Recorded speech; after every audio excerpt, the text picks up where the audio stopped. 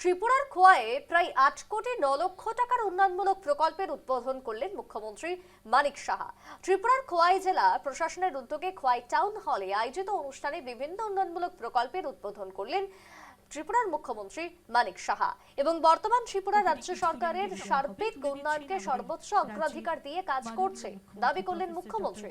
মুখ্যমন্ত্রীর কার্যালয়ের এক বিজ্ঞপ্তিতে জানানো হয়েছে, সরকার সড়ক যোগাযোগ, পানীয় জল, বিদ্যুৎ, কৃষি, গ্রামীণ উন্নয়ন, নগর উন্নয়ন, তথ্য প্রযুক্তি এবং সামাজিক সুরক্ষার উপর বিশেষ গুরুত্ব দিচ্ছে।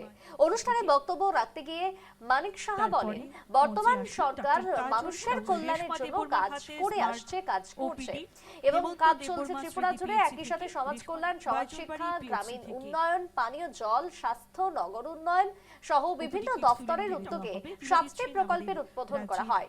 পাশাপাশি স্বাস্থ্য পরিবার কল্যাণ দপ্তরের উদ্যোগে 8টি স্মার্ট ওপিডি কিট বিতরণ করা হলো। প্রধানমন্ত্রী নরেন্দ্র মোদী প্রযুক্তির ব্যবহার বাড়ানোর উপর জোর দিয়েছেন এবং তাতে রাজ্যেরও সেই দিকে এগিয়ে চলেছে বলে দাবি করেছেন মুখ্যমন্ত্রী মানিক সাহা। বিশেষ অনুষ্ঠান গতকালকে যেখানে সরকারের উন্নয়নমূলক প্রকল্পের উদ্বোধন, তা শেষে ঠিক কি জানিয়েছেন মুখ্যমন্ত্রী। হেমন্ত দেববর্মা স্মৃতি পিএইচসি থেকে, রেশমা বাইজলবাড়ি পিএইচসি থেকে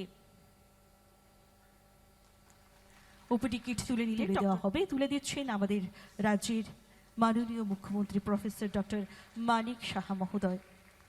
এখানে আগত প্রত্যেকটি মানুষ, প্রত্যেকটি দর্শক মুখে আছে সেই সকাল থেকে তিনি আমাদের রাজ্যের যশস্বী মুখ্যমন্ত্রী প্রফেসর ডক্টর মানিক থেকে।